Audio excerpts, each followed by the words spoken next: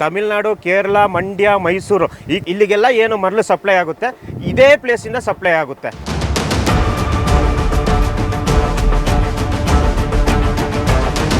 ಭೂಮಿ ಎಷ್ಟು ಕೊಡ್ತಿದ್ದಾರೆ ಗೊತ್ತಾ ಸರ್? ನದಿ ದಂಡೆಯಲ್ಲಿ ರೋಡ್ ಮಾಡಿದ್ದಾರೆ, ನದಿನ ಡೈವರ್ಟ್ ಮಾಡಿದ್ದಾರೆ.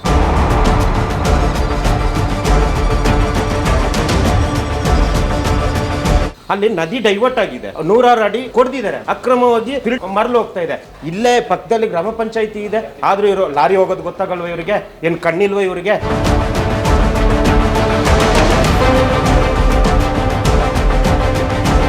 ಇದು ಕಂದಾಯ ಇಲಾಖೆಗೂ ಗೊತ್ತು, ನೀರಾವರಿ ಇಲಾಖೆಗೂ ಗೊತ್ತು. ಸಮಥಿಂಗ್ ಏನಾದ್ರು ಹೋಯ್ತು ಅಂದ್ರೆ ಅವ್ರಿಗೆ ಬೇಡ ಸರ್. ಅವ್ರಿಗೆ ಪ್ರಕೃತಿ ಮೇಲೆ ಪ್ರಕೃತಿ ಏನ್ ಬೇಕಾದ್ರೂ ಆಗ್ಲಿ, ಅವ್ರಿಗೆ ಏನು ಬೇಡ. ಅವರು ಆ ಪ್ರೀತಿ ಬೇಕು ಸರ್, ಪ್ರಕೃತಿ ಮೇಲೆ ಪ್ರೀತಿ ಬೇಕು ಸರ್. 5 ವರ್ಷ ಆಗಿದೆ, ಇವಾಗ ಮಾಹಿತಿ ಇವಾಗ ತಗೊಳ್ತಾರಂತೆ. 5 ವರ್ಷದಿಂದ ಇವರು ಪ್ರಕೃತಿ ಮೇಲೆ ಅತ್ಯಾಚಾರ ಮಾಡಿದ್ದಾರೆ, ಎಲ್ಲನೂ ಮಾಡಿದ್ದಾರೆ. ಇಲ್ಲೇ ಪಕ್ಕದಲ್ಲಿ 100 ಮೀಟರ್ ಇಲ್ಲ, 200 ಮೀಟರ್ ಇಲ್ಲ, ಅಷ್ಟಿದ್ರೇನೆ ಇವಾಗ ನಾನು ನೋಡ್ತೀನಿ, ಮಾಹಿತಿ ತಗೊಳ್ತೀನಿ ಅಂತ. ಅಂದ್ರೆ ಇಲ್ಲಿ ಭೂಮಿ ಕುಸಿಲಿ, ಪ್ರವಾಹ ಆಗ್ಲಿ, ಏನಾದ್ರೂ ಆಗ್ಲಿ, ಇವ್ರು ಮಾತ್ರ ಬೆಚ್ಚಗೆಲಿ ಚೆರಳು ಕೂರ್ಬೇಕು.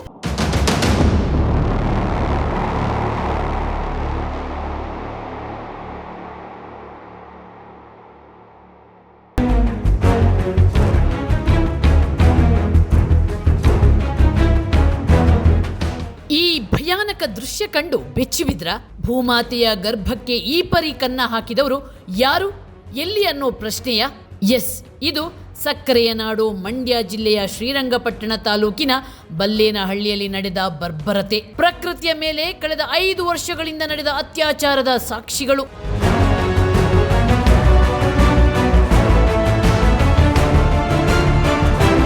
ವಿಜಯ ಟೈಮ್ಸ್ನ ಗೇಟ್ ಕ್ರಾಶ್ ತಂಡ ನಡೆಸಿದ ಕಾರ್ಯಾಚರಣೆಯಲ್ಲಿ ಬಯಲಾಯಿತು ಮಂಡ್ಯದಲ್ಲಿ ನಡೆಯುತ್ತಿರುವ ಅಕ್ರಮ ಫಿಲ್ಟರ್ ಮರಳು ದಂಧೆಯ ಕರಾಳ ಮುಖ.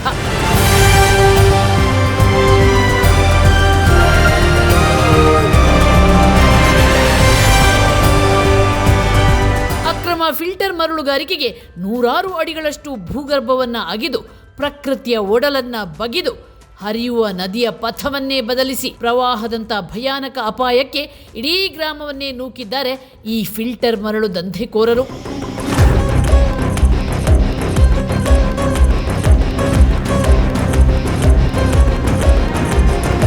ಸುಮಾರು ಒಂದು 5 ವರ್ಷದಿಂದ ಮಾಡ್ತಾ ಇದ್ದಾರೆ. ರೆವಿನ್ಯೂ ಡಿಪಾರ್ಟ್ಮೆಂಟ್ ಆಗಿರ್ಬೋದು ಅಥವಾ ಏನು ಮೈನಿಂಗ್ ಡಿಪಾರ್ಟ್ಮೆಂಟ್ ಆಗಿರ್ಬೋದು, ಯಾರಿಗೂ ಗೊತ್ತಿಲ್ವ. 5 ವರ್ಷದಿಂದ ನಡೀತಾ ಇದೆ ಇಲ್ಲಿ ಅಕ್ರಮ ದಂಧೆ. ಆದರೂ ಕೂಡ ಗ್ರಾಮ ಪಂಚಾಯತಿ ಪಕ್ಕದಲ್ಲೇ ಇದೆ, 2 ಕಿಲೋಮೀಟರ್ ಇದೆ, ಆದರೂ ಯಾರಿಗೂ ಗೊತ್ತಿಲ್ವಾ? 5 ವರ್ಷದಿಂದ ನಡೀತಾ ಇದೆ, ಆದರೂ ಕೂಡ ಇದನ್ನ ಯಾರು ಕೇಳೋರಿಲ್ಲ, ಹೇಳೋರಿಲ್ಲ. ಪಕ್ಕದಲ್ಲೇ ನದಿ ಇದೆ, ಆ ನದಿನ ಕೂಡ ಇವರು ಡೈವರ್ಟ್ ಮಾಡಿದ್ದಾರೆ. ನದಿ ಹೋಗುವಂಥ ಏನು ಜಾಗ ಇದೆ ಆ ಜಾಗನ ಡೈವರ್ಟ್ ಮಾಡಿ ಅಕ್ರಮವಾಗಿ ಮರಳು ತೆಗಿತಾ ಇದ್ದಾರೆ. ಇದು ನದಿ ನೀರನ್ನ ಡೈವರ್ಟ್ ಮಾಡಿಕೊಂಡು ಇವರು ಇಲ್ಲಿ ಅಕ್ರಮವಾಗಿ ಬೋಟ್ ಇಟ್ಕೊಂಡು ಯಾರ ಭಯನೂ ಇಲ್ಲ ಇವರಿಗೆ. ಒಂದು ಬೋಟ್ ಇಟ್ಕೊಂಡು ಇಲ್ಲಿಂದ ಏನು ನೀರು ಫೋರ್ಸ್ ಆಗಿ ಕೊಟ್ಟು ಅಲ್ಲಿ ಮರಳು ದಂಧೆ ಮಾಡ್ತಾ ಇರೋದು.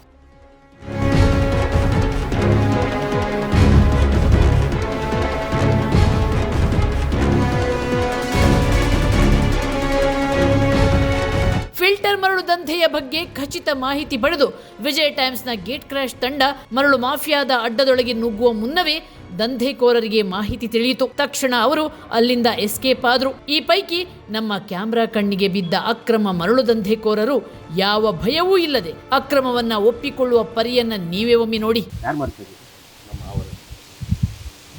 ಲೀಗಲ್ ಅದು, ಲೀಗಲ್ ಇಲ್ಲಿಗಲ್,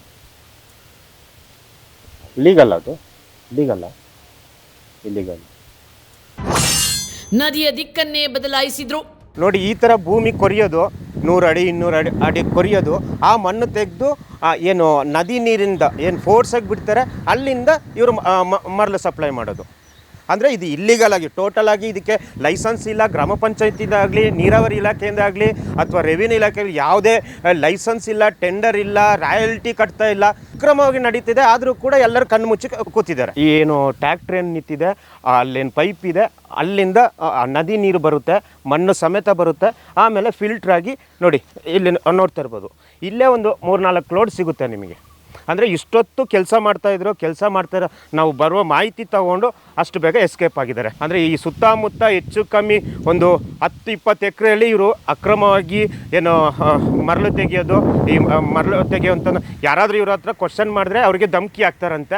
ಮತ್ತು ಅಕ್ಕಪಕ್ಕದ ರೈತರ ಜಮೀನು ಕೂಡ ಇವರು ಕಬಳಿಸ್ಕೊಂಡು ಅವರಿಗೆ ಆಮಿಷ ತೋರಿಸ್ಕೊಂಡು ಅವ್ರಿಗೆ ಒಂದಷ್ಟು ದುಡ್ಡು ಕೊಟ್ಟು ಅವ್ರ ಜಮೀನಲ್ಲಿ ಕೂಡ ಇವರು ಮರಳು ತೆಗೆಯುವಂಥ ಕೆಲಸ ಮಾಡ್ತಾ ಇದ್ದಾರೆ. ಇವರು ಪ್ರಕೃತಿನ ಹೇಗೆ ಅತ್ಯಾಚಾರ ಮಾಡಿದ್ದಾರೆ ಅಂದರೆ, ಒಂದು ಕಡೆ ನದಿ ದಂಡೆಯಲ್ಲೇ ರಸ್ತೆ ನಿರ್ಮಾಣ ಮಾಡಿರುವಂಥದ್ದು, ಇನ್ನು ಇವರ ಅಕ್ರಮ ಮರಳು ಸಾಗಾಣಿಕೆ ಇಲ್ಲೇ ಈ ನದಿ ಮೂಲಕನೇ ಹೋಗುತ್ತೆ, ಅಲ್ಲಿ ರಸ್ತೆ ಕೂಡ ಮಾಡ್ಕೊಂಡಿದ್ದಾರೆ. ಈ ನೀರಲ್ಲೇ ಲಾರಿಗಳು ಓಡಾಡೋದು. ಇಲ್ಲಿ ಬಂದರೆ ಇಲ್ಲಿ ಪಕ್ಕದಲ್ಲೇ ಇವ್ರ ಅಕ್ರಮ ಏನು ಮರಳು ಮಾಡ್ತಾರಲ್ಲ, ಫಿಲ್ಟರ್ ಮರಳು ಮಾಡ್ತಾರಲ್ಲ, ಇಲ್ಲೇ ಕೂಗಲತ್ತೆ ದೂರದಲ್ಲೇ ಇದೆ. ಈ ನದಿನ ಒಂದು ಕಡೆ ನದಿನ ಡೈವರ್ಟ್ ಮಾಡಿಕೊಂಡು ಇವ್ರಿಗೆ ಬೇಕಾದಾಗೆ ತಿರುಗಿಸ್ಕೊಂಡಿದ್ದಾರೆ, ಇನ್ನೊಂದು ನದಿ ದಂಡೆಲೆ ಪಕ್ಕದಲ್ಲೇ ಅಕ್ರಮವಾಗಿ ಮರಳು ತೆಗಿತಾ ಇದ್ದಾರೆ. ನಾಳೆ ದಿನ ಇಲ್ಲಿ ಪ್ರವಾಹ ಆಗ್ಬೋದು, ಜಾಸ್ತಿ ಮಳೆ ಬಂದರೆ ಇಷ್ಟರ ಮಟ್ಟಿಗೆ ಪ್ರಕೃತಿ ಮೇಲೆ ಇವರು ಅತ್ಯಾಚಾರ ಮಾಡಿದ್ದಾರೆ.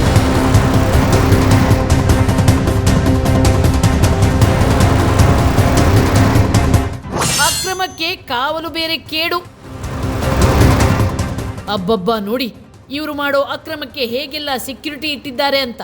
ಇಲ್ಲಿಗೆ ಯಾರು ಬರ್ತಾರೆ, ಯಾರು ಹೋಗ್ತಾರೆ ಅನ್ನೋದರ ಸಂಪೂರ್ಣ ಮಾಹಿತಿ ಪಡೆಯಲು ಭಾರಿ ವ್ಯವಸ್ಥೆಯನ್ನ ಮಾಡಿಕೊಂಡಿದ್ದಾರೆ. ಇಷ್ಟೊಂದು ರಾಜಾರೋಷವಾಗಿ ನಡೆಯುವ ಅಕ್ರಮ ಇಲ್ಲಿನ ಅಧಿಕಾರಿಗಳಿಗೆ ಗೊತ್ತಿದ್ದೇ ನಡೆಯುತ್ತಿದೆ ಅನ್ನೋದು ಸ್ಥಳೀಯರ ನೇರ ಆರೋಪ. ಅಕ್ರಮದ ಬಗ್ಗೆ ಗೊತ್ತೇ ಇಲ್ವಂತೆ. ಲಜ್ಜೆಗೆಟ್ಟ ಪಿಡಿಒ ಕೊಡೋ ಉತ್ತರ ನೋಡಿ. ಬಲ್ಲೇನಹಳ್ಳಿಯಲ್ಲಿ ನಡೆಯುತ್ತಿರುವ ಫಿಲ್ಟರ್ ಮರಳು ಮಾಫಿಯಾದ ಬಗ್ಗೆ ಪ್ರಶ್ನೆ ಮಾಡಿದ್ರೆ ಪಿಡಿಒ ಸುರೇಶ್ ಕುಮಾರ್ ಪಿ ಅವರಿಗೆ ಅಕ್ರಮ ಫಿಲ್ಟರ್ ಮರಳು ಮಾಫಿಯಾದ ಬಗ್ಗೆ ಮಾಹಿತಿಯೇ ಇಲ್ಲ ಅಂತ ಹಸಿ ಸುಳ್ಳು ಹೇಳ್ತಾರೆ. ಏನು ನೀವು ಹೇಳ್ತಿದ್ರೆ ಬಗ್ಗೆ ಮಾಹಿತಿ ಇದು ಮಾಡ್ತೀನಿ ಬಿಡಿ. ನೋಡಿ, 5 ವರ್ಷ ಆಗಿದೆ, ಇವಾಗ ಮಾಹಿತಿ ಇವಾಗ ತಗೊಳ್ತಾರಂತೆ. 5 ವರ್ಷದಿಂದ ಇವರು ಪ್ರಕೃತಿ ಮೇಲೆ ಅತ್ಯಾಚಾರ ಮಾಡಿದ್ದಾರೆ, ಎಲ್ಲನೂ ಮಾಡಿದ್ದಾರೆ. ಇಲ್ಲೇ 200 ಮೀಟ್ರ್ ಇಲ್ಲ ಅಷ್ಟಿದ್ರೇ ಇವಾಗ ನಾನು ನೋಡ್ತೀನಿ, ಮಾಹಿತಿ ತಗೊಳ್ತೀನಿ ಅಂತ. ಅಂದರೆ ಇಲ್ಲಿ ಭೂಮಿ ಕುಸಿಲಿ, ಪ್ರವಾಹ ಆಗಲಿ, ಏನಾದರೂ ಆಗಲಿ, ಇವರು ಮಾತ್ರ ಬೆಚ್ಚಗೆ ಇಲ್ಲಿ ಚೇರಲ್ಲಿ ಕೂರಬೇಕು. ಇಲ್ಲಿದ್ದ ಗ್ರಾಮದವರು, ನೀವು ಪಿ ಡಿ ಆಗಿರಲಿ, ಅಧ್ಯಕ್ಷರಾಗಿರಲಿ, ನೀವು ಕ್ರಮ ತಗೊಂಡ್ರೆ ನಾವೇನಕ್ಕೆ ಬರಬೇಕು ಅಲ್ಲಿಂದ ಇಲ್ಲಿಗೆ? ಇವಾಗಲೇ ನಾನು ತೋರಿಸ್ತೀನಿ ಸರ್, ಬನ್ನಿ ಬೇಕಾದ್ರೆ ನಾನು ತೋರಿಸ್ತೀನಿ. ನಿಮ್ಗೆ ಗೊತ್ತಿಲ್ಲ ಅಂದರೆ ನಾನು ತೋರಿಸ್ತೀನಿ, ಬನ್ನಿ ಹೋಗೋಣ. ಏನು ಮಾಡ್ತೀರಾ ಸರ್ ಇವಾಗ? ಕ್ರಮ ಏನು ತಗೊಳ್ತೀರಾ? ಏನಾಯ್ತು ಶಿಫಾರಸು ಮಾಡ್ತೀವಿ, ಪರಿಶೀಲನೆ ಮಾಡ್ತೀವಿ. ತಕ್ಷಣ ಏನೈತೆ ಸಂಬಂಧಪಟ್ಟಂಥ ಇಲಾಖೆಗೆ ಇದು ಮಾಡ್ತೀವಿ. ನದಿನ ಡೈವರ್ಟ್ ಮಾಡಿದ್ದಾರೆ, ಅಷ್ಟಾದರೆ ನಿಮ್ಗೆ ಗೊತ್ತಿಲ್ಲ ಅಂದರೆ ನಾವು ಏನು ಹೇಳೋಣ ಸರ್? ನೀವು ಹೇಳಿ ನೋಡಿ. ಇಷ್ಟೇ ಉತ್ತರ. ನಾನು ಪರಿಶೀಲನೆ ಮಾಡ್ತೀನಿ. ಅಲ್ಲಿ ನದಿ ಡೈವರ್ಟ್ ಆಗಿದೆ, 100 ಅಡಿ ಕೊಡ್ದಿದ್ದಾರೆ, ಮಣ್ಣು ತೆಗೆದಿದ್ದಾರೆ, ಅಕ್ರಮವಾಗಿ ಫಿಲ್ಟರ್ ಮರಳು ಹೋಗ್ತಾ ಇದೆ. ಇಲ್ಲಿ ಸುತ್ತಮುತ್ತ ಈ ಗ್ರಾಮ ಇದು ರಸ್ತೆ ಇದೆ, ಇಲ್ಲೇ ಪಕ್ಕದಲ್ಲಿ ಗ್ರಾಮ ಪಂಚಾಯಿತಿ ಇದೆ. ಆದರೂ ಇವರು ಲಾರಿ ಹೋಗೋದು ಗೊತ್ತಾಗಲ್ವ ಇವರಿಗೆ? ಏನು ಕಣ್ಣಿಲ್ವ ಇವರಿಗೆ? ಕಣ್ಣಿಲ್ಲ ಅಂದರೆ ಪರವಾಗಿಲ್ಲಪ್ಪ, ಇಲ್ಲಿ ಲಾರಿ ಓಡಾಡೋದಾದ್ರೂ ಗೊತ್ತಾಗಬೇಕಲ್ಲ ಸರ್. ಇಲ್ಲಿ ಲಾರಿ ಓಡಾಡುತ್ತಲ್ಲ ಸರ್, ಅದಾದರೂ ಗೊತ್ತಾಯ್ತಾ ನಿಮಗೆ? ಈಗ ನೀವು ಏನು ಹೇಳ್ತಿದ್ದೀರಿ ವಿಚಾರ ಪರಿಶೀಲನೆ ಮಾಡ್ತೀವಿ, ಆಯ್ತು ಅಷ್ಟೇ. ತೋರಿಸ್ತೀನಿ ಅಂತ ಹೇಳ್ತಾ ಇದ್ದೀನಿ. ಇಂಟ್ರೆಸ್ಟ್ ಇಲ್ಲ ಅವ್ರಿಗೆ ಗೊತ್ತಿದೆ ಅಲ್ಲಿಂದ ಲಂಚ ಬರ್ತಾ ಇರುತ್ತೆ. ಇಲ್ಲಾಂದ್ರೆ ಎದ್ದು ಬರ್ಬೋದಲ್ವಾ? ನಾನು ತೋರಿಸ್ತೀನಿ ಅಂತ ಹೇಳ್ತಾ ಇದ್ದೀನಿ. ಇವಾಗ ನೋಟ್ ಮಾಡ್ಕೊಳ್ತಾ ಇದ್ದಾರೆ. ಈ ಗ್ರಾಮದ ಪಿಡಿಒಗೆ ಒಂದು ಜಾಗ ಗೊತ್ತಿಲ್ಲ, ಮರಳು ಅಕ್ರಮವಾಗಿ ತೆಗಿತಿದ್ದಾರೆ ಅಂತ ಗೊತ್ತಿಲ್ಲ ಅಂದರೆ ಯಾರು ನಂಬ್ತಾರಪ್ಪ? ನಾನಂತೂ ನಂಬಲ್ಲ. ಯಾರಾದರೂ ಮೂರ್ಖರಿದ್ರೆ ನಂಬ್ತಾರೆ. 2 ವರ್ಷದಿಂದ ಕೆಲಸ ಮಾಡ್ತಾ ಇದ್ದಾರೆ ಇಲ್ಲಿ ಪಿಡಿಒ, ಆದರೆ ಇಲ್ಲಿ ಅಕ್ರಮ ನಡೀತಿದೆ ಅಂತ ಮಾತ್ರ ಅವ್ರಿಗೆ ಗೊತ್ತಿಲ್ಲ. ಇವಾಗಲೂ ಬನ್ನಿ ನಾನು ತೋರಿಸ್ತೀನಿ ಅಂತಂದರೆ ಏನಿಲ್ಲ, ಒಂದು ನೋಟ್ ಮಾಡ್ಕೊಂಡಿದ್ದಾರೆ, ಪರಿಶೀಲನೆ ಮಾಡ್ತೀನಿ ಅಂತಾರೆ. ಬಟ್ ಮಾಡ್ತಾರೆ ಇಲ್ವೋ ನಮ್ಗೆ ಗೊತ್ತಿಲ್ಲ. ಇವ್ರು ಗೊತ್ತಿದ್ದೇ ಇದು ಕೆಲಸ ನಡೀತಾ ಇರುತ್ತೆ, ಆದರೂ ಕೂಡ ನನಗೆ ಗೊತ್ತಿಲ್ಲ, ನಾನು ಪರಿಶೀಲನೆ ಮಾಡ್ತೀನಿ ಅಂತ. ಒಂದು ಸಣ್ಣ ಮರ ಬಿದ್ದರೆ ಇವ್ರಿಗೆ ಗೊತ್ತಾಗುತ್ತೆ, ಒಂದು ಕಂಬ ಬಿದ್ದರೆ ಗೊತ್ತಾಗುತ್ತೆ. ಏನು 10 ಎಕರೆ 20 ಎಕರೆಯಲ್ಲಿ ಮರಳು ತೆಗೆಯೋದು ಗೊತ್ತಾಗಲ್ವಾ? ಏನು ಕಣ್ಣಿಲ್ವೇ ಇವರಿಗೆ? ಎಲ್ಲ ದುಡ್ಡು ಒಂದು ಸಿಕ್ಬಿಟ್ರೆ ಏನೋ ಇನ್ನೊಂದು 2 ವರ್ಷ ಇಡ್ತಾರೆ, ಬೇರೆ ಕಡೆ ಹೋಗ್ತಾರೆ. ಇವರಿಗೆ ಬಲ್ಲೇನಹಳ್ಳಿ ಗ್ರಾಮ ಏನಾದ್ರೆ ಆದರೆ ಇವ್ರಿಗೇನು ತೊಂದರೆ ಇದೆ? ಗ್ರಾಮಸ್ಥರಿಗೆ ತೊಂದರೆ. ಮಂಡ್ಯ ಜಿಲ್ಲೆನಾದ್ರೂ ಇರಲಿ ಅಥವಾ ಶ್ರೀರಂಗಪಟ್ಟಣ ತಾಲೂಕು ಆದ್ರೆ ಇರಲಿ, ಏನು ಬೇಕಾದ್ರೂ ಇರಲಿ, ಇವರಿಗೆ ಲಂಚ ಕೊಟ್ಬಿಟ್ರೆ ಸಾಕು.